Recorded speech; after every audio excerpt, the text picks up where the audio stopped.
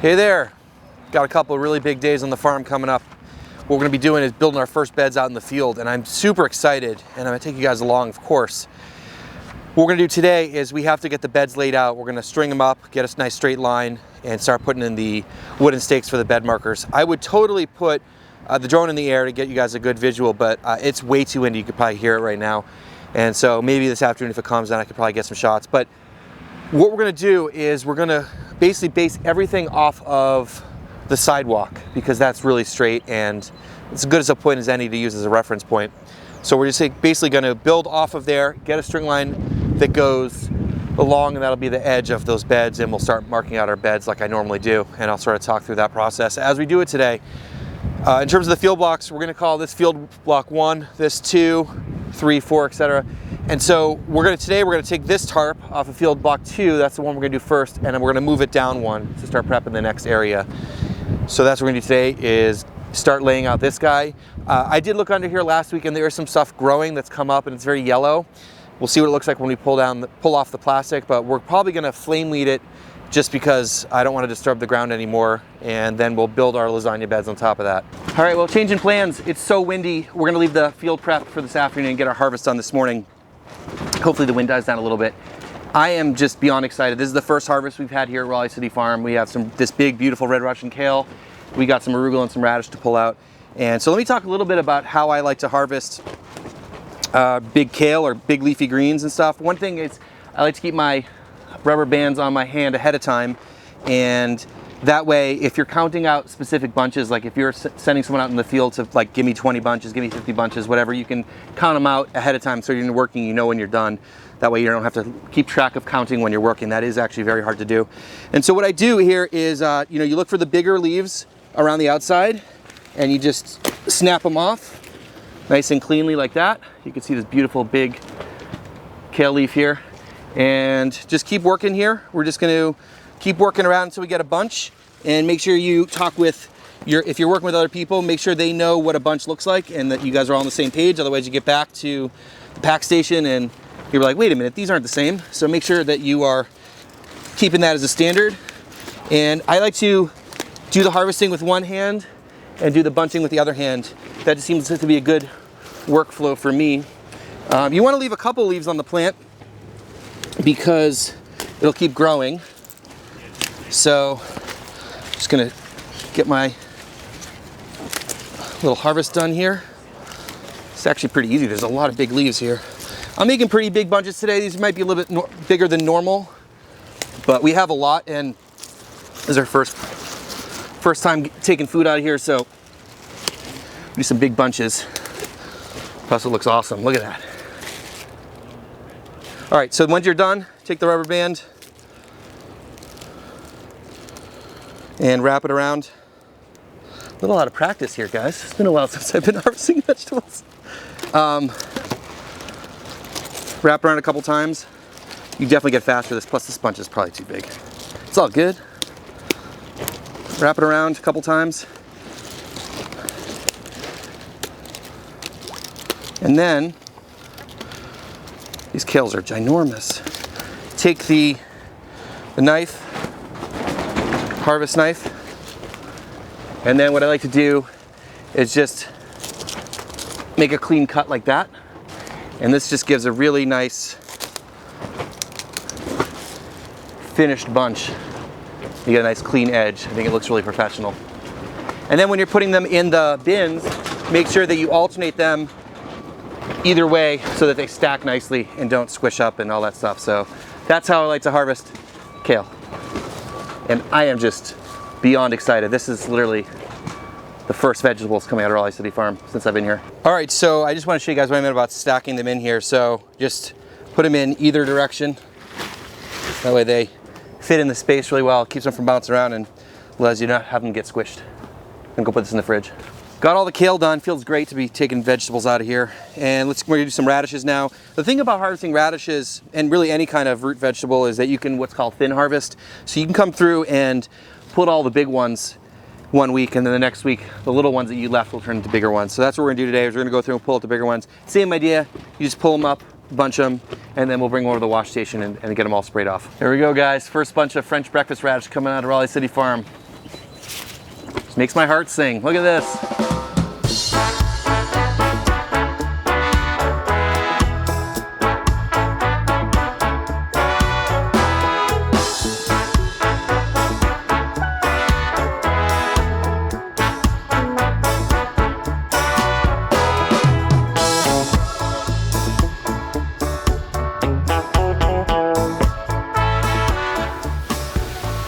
All right, we got Dave on the wash station today. We're using the root station, and it's just going great. Like, I'm really happy to have this set up, and I mean, Dave's a chef, and he's like already like, wow, this is so efficient. This is awesome. So having the stuff in place, as I've said multiple times, is just super helpful.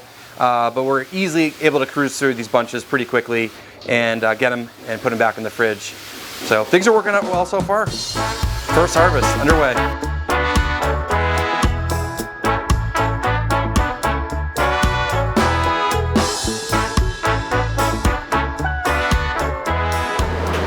All right, we got the radishes up on the drying screen. I don't always do this, but it looks like they're pretty wet and we got the space and time to do this, so.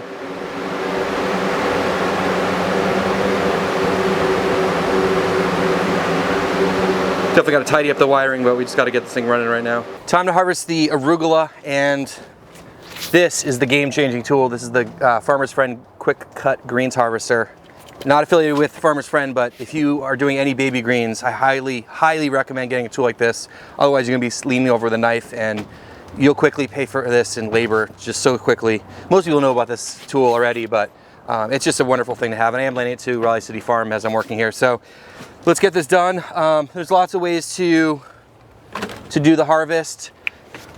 Keep your tote with you. I kind of walk this way when I'm doing it. I've seen people walk backwards. But you don't really want to cross your arms. You want to keep it pretty comfortable. The biggest things to keep in mind are just trying to keep the level about the same as you cut across. You don't want to cut too low because you want to try to get regrowth, and you want to try to get even leaf sizes and stuff. So it takes a little bit of trial, but really super easy.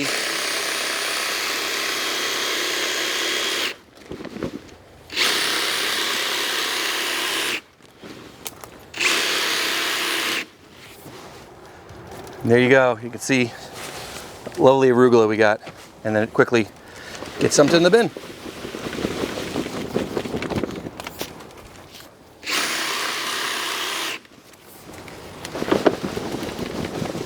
All right, I just harvested about half the bed because that's plenty for what we need for this week. You know, the thing about the greens harvester, I honestly love it. Is it absolutely perfect? No, you get better over time with it, but you do get very even cuts once you get the sort of feel of it.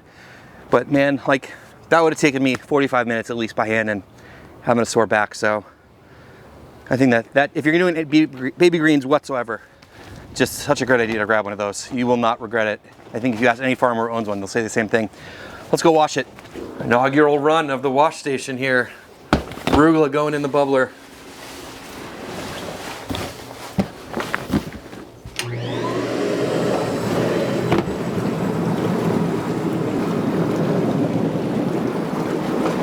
So if you haven't seen one of these before, they're great because they lightly, gently bubble the greens, and a lot of the dirt and bugs and stuff will fall off to the bottom. And it sort of takes place for that triple wash that you guys often see, like on labels of things or in farms where they go from one sink to the next 3 times. And you get a really clean product this way. And then this goes into the spinner. If you want to check out the full video I did about the wash station that I had at my farm at my house, check out this link up here, but essentially it is the same bubbler and spinner. I just took it down here. So let's get this going. Got all the washing and packing done. It was good to give that wash station a first run through and, you know, trial, and, you know, especially on a smaller harvest day. So big success there, and, you know, volunteers got their hands on a few things to try out some of the gear, and working well. A couple things to tweak, but overall pretty awesome. So it's still windy, unfortunately, but we have to get this done. So Tessie's also here, so we have me included. There's 4 of us. Hopefully we can get this tarp moved. Could turn into a nightmare, but we'll see what happens.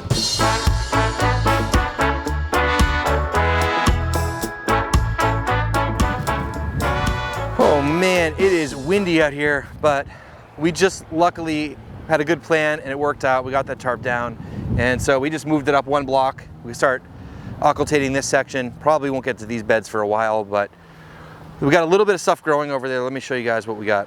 So this is what it looks like under here. This has been tarped for probably 5 weeks, I think. I don't remember the exact time, but this is what we're looking at. There's definitely some stuff that's come up, and it's definitely struggling. It's very yellow and kind of weak. Probably would have taken a little bit more time to really just kill it with the tarp, but we don't have time. So I'm gonna try using the flame weeder and see if that works. It's super windy today. I'm not sure if that's gonna happen or not, but I'm gonna give that a try. And if not, we'll just pull this, see how we do. All right, so as I mentioned, I'm gonna try using the flame weeder. This is a very inexpensive tool and it's a great thing to have. This is a regular propane tank you use for your barbecue grill. And I've talked about some of their videos. And this guy, I think I got this from Northern Tool. They make really nice ones that are like, 30-inch wide. You could do a whole bed at once. They're great for just taking care of small weeds and stuff. And I've used it for all sorts of other things like, like grass growing up in between my patio pavers and stuff like that. It's great for that. So we're gonna give this a try. They make fancier models that have built-in igniters. I don't have one of those, so I just use one of these guys. And remember, you don't have to actually like torch the thing. You can just hit it for a second or two and it will die, so.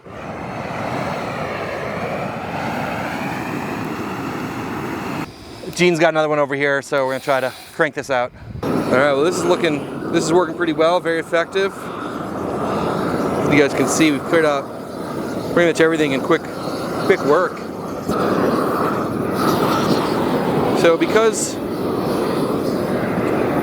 this has just been sitting here, it was nice and wet when we put the tarps on. We forced a lot of germination, and then really got as much to grow as possible. We're torching it, and we're not going to till. We're going to build lasagna beds on top. Hopefully, we'll have most of the weeds under control. And I always say it's easiest to take care of the weeds now than later when you're growing them, growing vegetables and having the weeds come through. I just want to go through the process and how I'm going to string out the beds here and build the field block. Every property is different, but what we're doing here is we're going to base it off of the sidewalk. It's one real straight thing that we have on the farm, and really everything we want to line up with that. I think that'll look the nicest, and it is a pretty straight line, as I mentioned before. So we're going to leave about a 4-foot walkway here, and this from the fence line out to the sidewalk is about 7 feet. So I just measured in 11 feet in 2 places and ran a string line, and this will be the end of our beds. And so the first thing there is I have that string line so that when I go to put my bed markers in, I can line up with that string. Now over here, spin you guys around, this area over here, I'm going to be measuring 50 feet out here and also across that way. And I did that, I marked out, and now we're going to measure the diagonals. And if you measure the diagonals and they're both the same length, then you know you have a rectangle, and then it's square in the corner. So that's what we're going to do right now. All right, we got a rectangle, we're good. So for you guys, if you're ever doing this yourselves, the keys here are that the opposite sides are the same lengths. So these two and these two. These are 50-foot beds going this way. So these are 50, obviously. And the width across here has to be the same too. So whatever you guys need to figure out there. And then when you get that in, you measure the diagonals and make sure that they're the same. If one's short or long, you move it back and forth with the tape measure, being the 50-foot length or whatever length you're working with. And we just keep working things just a little bit here and there, and eventually you get it square. So we have a rectangle here we can build the whole rest of it off of, so we're super excited. Now I got to go in and bang in where the beds and the walkways are. And I'm going to use those string lines with a tape measure, and I'm going to put those in. So just another epic day in the books here at Raleigh City Farm. Just got so much done. The wind was not helping today, as you guys can probably still hear and see. But we got the tarp moved, we got our first field block laid out, and we got some vegetables harvested. So just, man, it just feels so good. We're finally making progress. We're sticking to our plan. We're sticking on schedule too, which has been always crazy when you stick to your schedule. And we had a pretty aggressive schedule, so I'm feeling really happy about that. And I couldn't do it without the help of our volunteers, so big thanks to them. So this block is set out. We have 8 beds plus a hedgerow. And the hedgerow, we're gonna do a 4-foot hedgerow. All the beds are 30 inches wide, 18-inch walkways, like I've done before here at the farm. And the one thing I didn't show on the camera was when you put in the bed markers at the end, and they're just 18-inch stakes I bought at Home Depot. They're super cheap, and basically you have your string line that runs along to indicate the end of the bed. You put a tape measure down and you just lay the bed marker in right against the string line, and then you get a nice straight line. Those stay in the ground all the time, and those mark our beds. They are permanent beds, and so as we flip beds, we'll run string lines to just make sure the beds stay in the same place. And they do break down eventually, but they're super easy to replace and very cheap, and so they work really well. And again, I love simple and effective solutions. So just trying to wrap up the day here and head home. I'll be back early to start building beds. So we're gonna try to get this whole field block done tomorrow. So yeah, just another big epic day here at the farm. Thanks so much for watching. Make sure you hit subscribe. See you tomorrow.